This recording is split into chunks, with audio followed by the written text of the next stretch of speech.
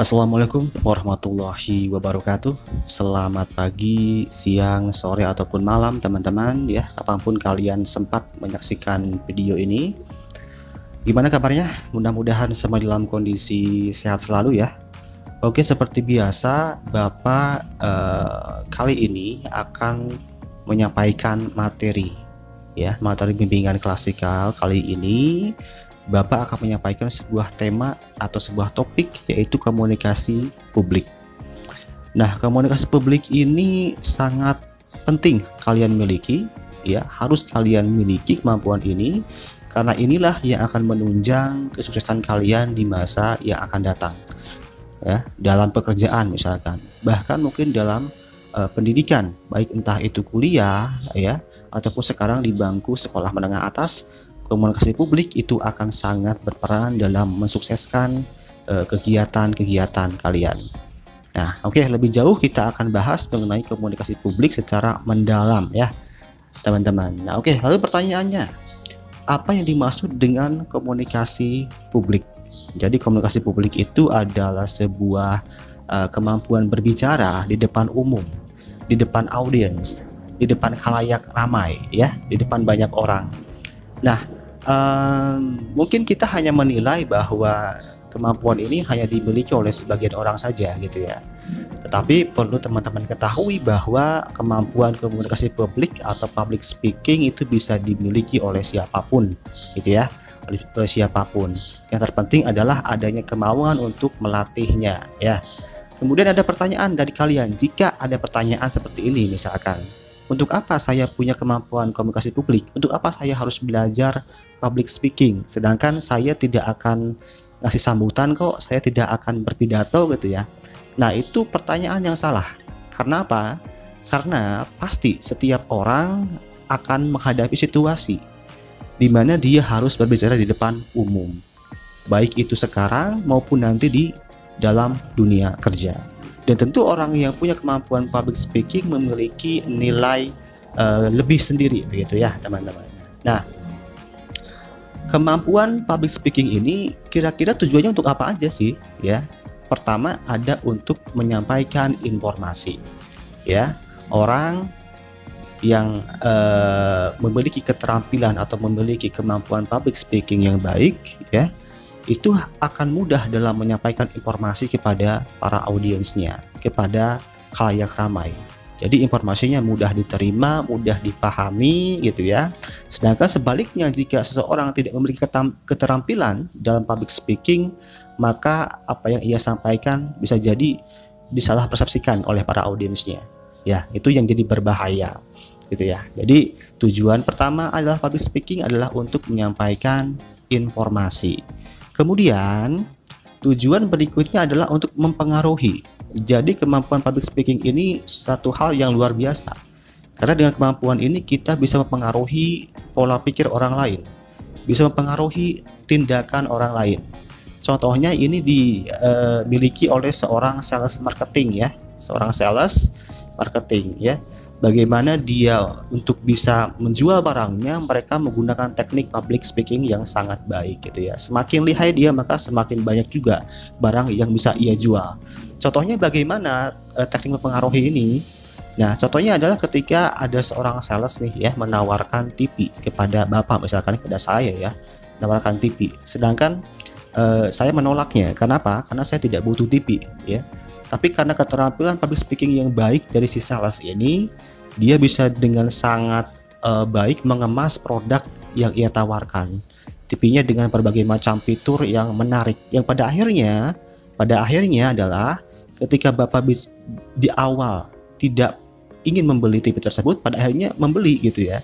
Karena berhasil dipengaruhi. Nah, ini satu contoh bagaimana public speaking ini bisa mempengaruhi orang lain. Nah, jadi hebat kan ya, ketika kalian punya kemampuan ini, kalian bisa benar-benar mengontrol orang lain ya. Kemudian tujuan berikutnya adalah tentu berpendapat. Nah, berpendapat. Jadi kemampuan public speaking ini adalah untuk mengeluarkan ide dan gagasan, menyampaikan ide dan gagasan kalian. Nanti ketika kalian berada di dunia kerja, misalkan sedang meeting ya, kemudian bos kalian atau atasan kalian meminta pendapat kalian atau meminta ide ya, Kalau kalian punya keterampilan public speaking, itu ide kalian mau sesederhana apapun akan didengarkan pasti oleh bos kalian, ya, akan diapresiasi. Tapi sebaliknya, kalau orang tidak punya kemampuan public speaking, seberapa bagus pun ide yang dia miliki, ketika disampaikan dengan cara yang kurang menarik, tentu akan dianggap biasa. Ya, jadi itulah kelebihan kemampuan dari public speaking, ya, untuk berpendapat. Nah, begitupun ini bisa dilatih dari sekarang, dari mulai bangku sekolah menengah atas, ya, tanpa harus kalian menunggu lama. Ini merupakan momen yang tepat untuk melatihnya, ya. Kemudian tujuan berikutnya adalah menghibur. Nah, public speaking itu tidak hanya soal pidato atau sambutan, enggak, gitu ya. Menghibur juga butuh keterampilan public speaking. Contohnya apa? Contohnya adalah stand up comedy. Nah, stand up comedy itu dia masuk dalam kategori public speaking karena dia sendiri, ya, di depan khalayak ramai, di depan banyak orang, dan menghibur gitu, ya.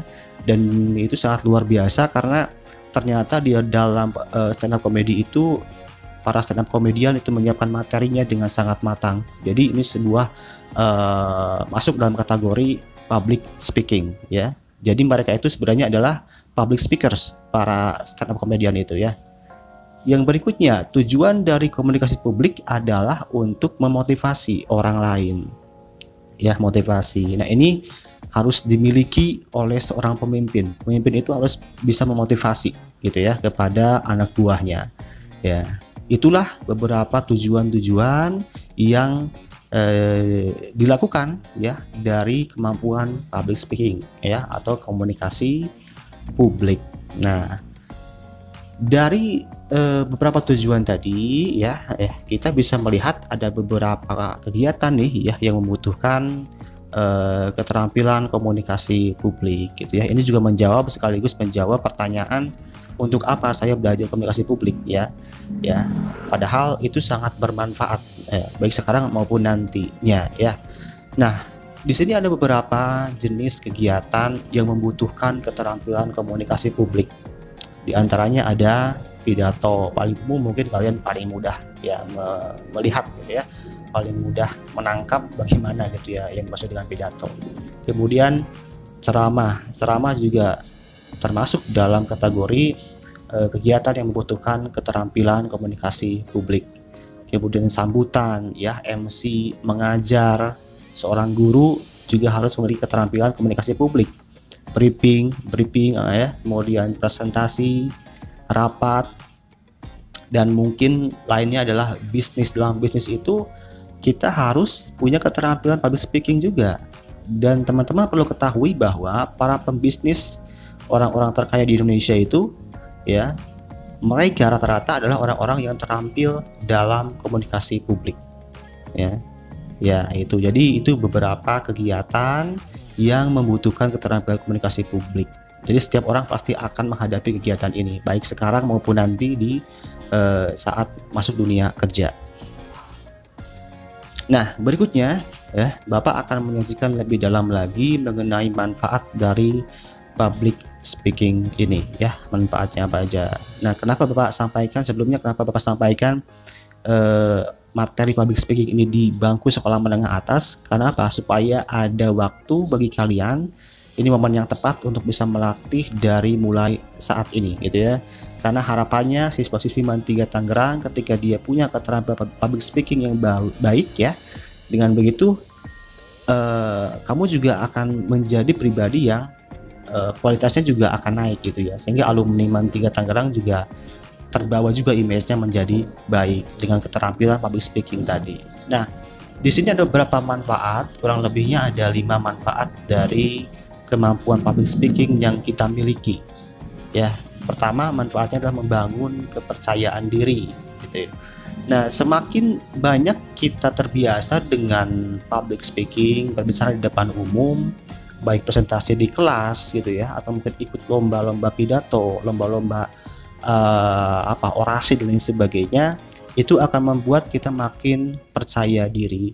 Percaya diri ini tidak sebatas pada berani tampilnya saja, tetapi percaya diri ini juga bisa lebih dalam lagi, yaitu percaya diri dengan gagasan, dengan ide yang kita punya, ya. Itu jadi kalian harus memulai. Bagi kalian yang saat ini mungkin merasa kurang pede, ya harus dimulai dulu dengan kita memulai tahap pertama, dan berikutnya seterusnya maka kepercayaan diri itu akan makin terasah ya makin terasah.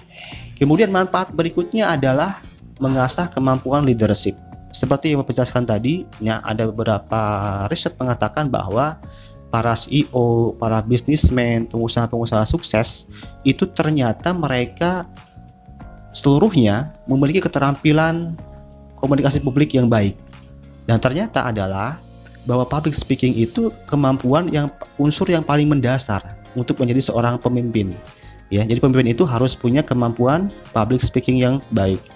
Bayangkan jika seorang pemimpin tidak punya kemampuan mengarahkan, tidak punya kemampuan memotivasi anak buahnya, maka akan kacau. Pasti anak buahnya tidak akan nurut gitu ya. Jadi public speaking itu penting bagi seorang pemimpin. Ya, kalian insya Allah akan menjadi seorang pemimpin ketika di masa yang akan datang. Ya, jadi harus punya kemampuan public speaking yang baik. Ya. Kemudian dengan public speaking, dengan kemampuan komunikasi publik, kita juga bisa memperluas koneksi,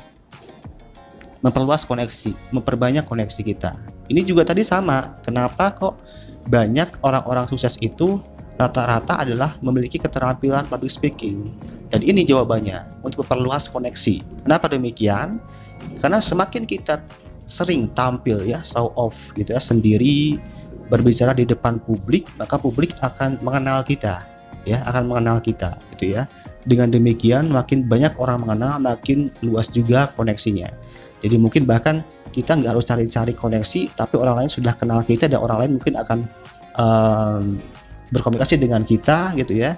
Nah, dalam bisnis ini sangat penting sekali ya, sangat penting. Makanya salah satu manfaat dari public speaking adalah pasti untuk memperlancar bisnis kita. Jadi buat kalian yang mungkin setelah lulus belum ada kesempatan untuk kuliah misalkan ya, ingin langsung bekerja, ingin berdagang, harus juga memiliki kemampuan public speaking. Inilah yang akan memperlancar usaha kalian nantinya.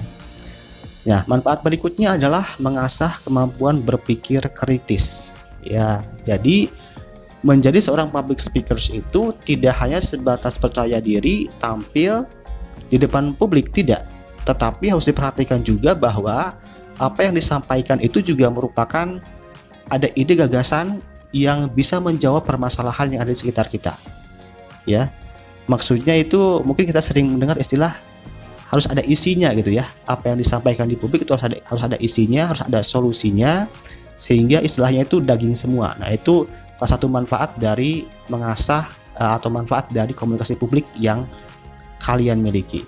Mengasah keterampilan berpikir kritis, karena pasti orang yang pintar berbicara itu selalu dinilai sebagai orang yang pintar juga, kritis juga gitu ya. Nah, itu yang berikutnya, manfaat dari public speaking adalah meningkatkan kualitas diri, karena ternyata menjadi seorang public speaking itu sungguh sangat luar biasa, karena ada beberapa hal yang harus dipikirkan. Contohnya bagaimana ketika kita berbicara di depan umum, kita harus menguasai topik yang akan kita bicarakan. Artinya knowledge kita, wawasan kita itu luas gitu ya. Yang kedua,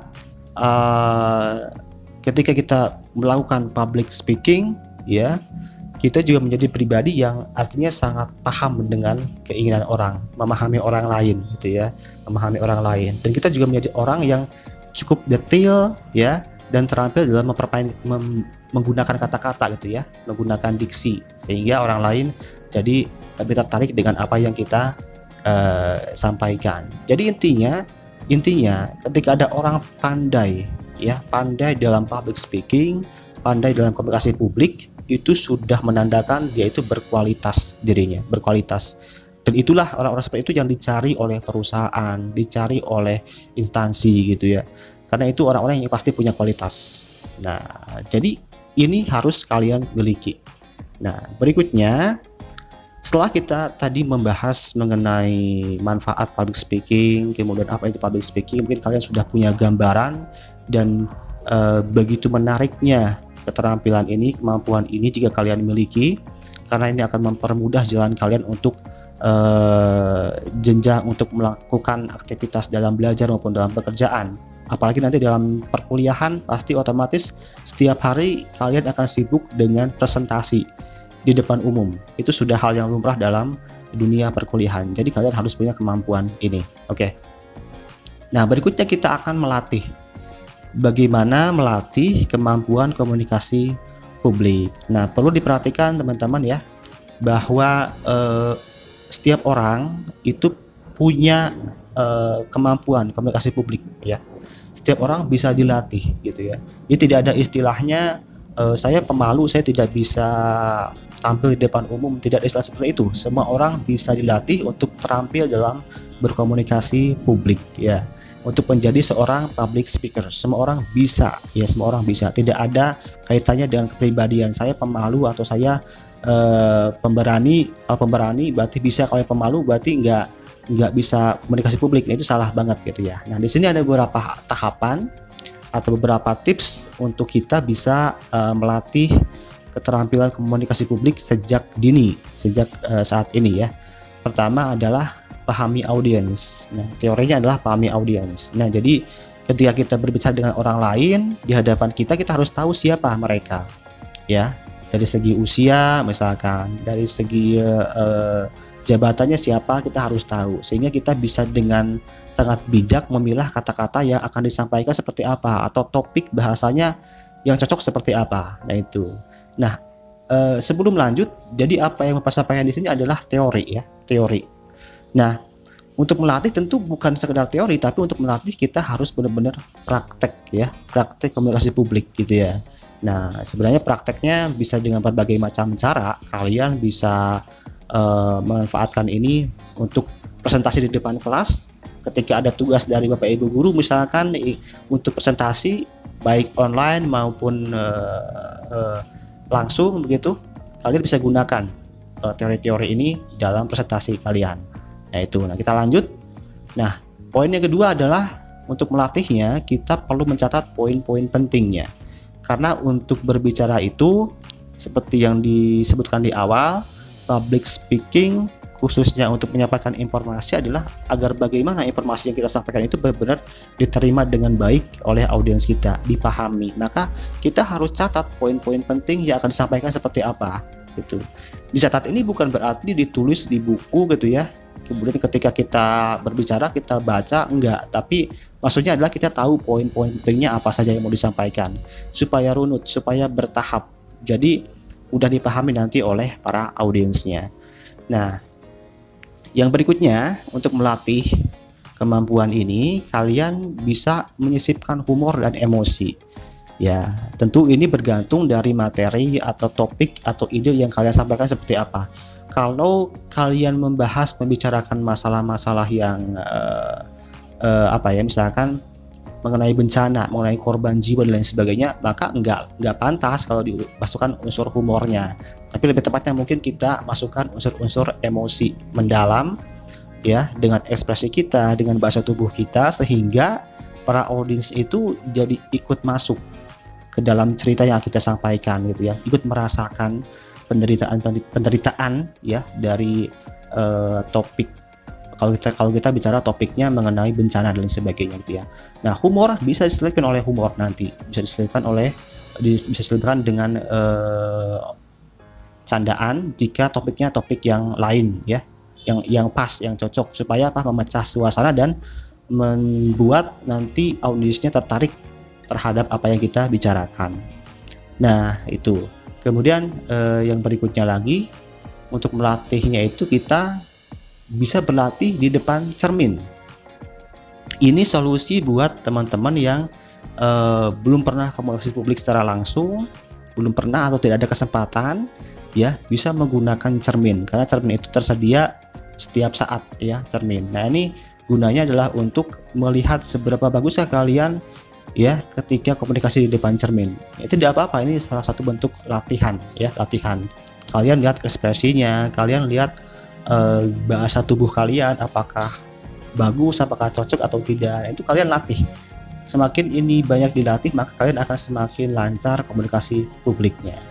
Nah, Kalau sudah puas ya berlatih di depan cermin, kalian bisa langsung berlatih di depan orang.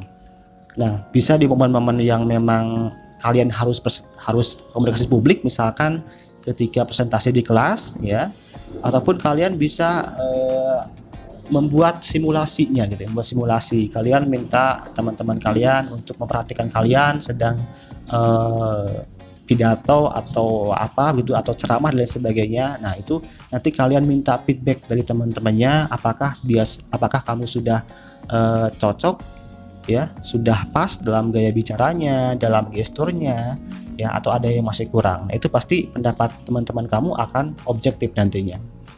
Nah, kemudian yang terakhir adalah ya, untuk melatih kemampuan public speaking ya, kamu harus menemukan gaya bicara kamu. Jadi setiap orang itu punya gaya masing-masing. Ya, inilah yang akan membuat kamu makin makin lancar. Jadi tidak berusaha menjadi orang lain. Ya, kalau orang yang sudah menemukan gaya bicaranya masing-masing, dia itu akan benar-benar mengalir. Ide gagasannya akan benar-benar mengalir dan tidak monoton, tidak textbooks gitu ya. Ya, nah ini akan mempermudah kalian. Jadi buat kalian yang sekarang melatih public speakingnya ya silakan temukan gaya bicara kalian seperti apa, karena tiap orang itu pasti berbeda-beda, dari mulai cara berpikirnya, sudut pandang melihat sesuatu, kemudian tata bahasanya digunakan juga akan berbeda-beda, tergantung kalian nyamannya menggunakan yang mana. Tapi yang pasti kalian juga harus tahu beberapa poin-poin sebelumnya nih gitu ya. Tadi mengenai audiensnya siapa, kita juga harus tahu bagaimana kita cara menghadapi mereka, bagaimana cara menghadapi orang tua, bagaimana cara menghadapi berbicara dengan teman-teman yang sebaya. Itu harus dibedakan ya. Itu beberapa tips untuk melatih kemampuan komunikasi publik kalian. Nah, berikutnya, ini salah satu isu yang paling mendasar kalau kita bicara soal komunikasi publik adalah ketidakpercaya diri ya, tidak percaya diri. Ini satu masalah yang menghalangi kita untuk menjadi seorang public speakers ya.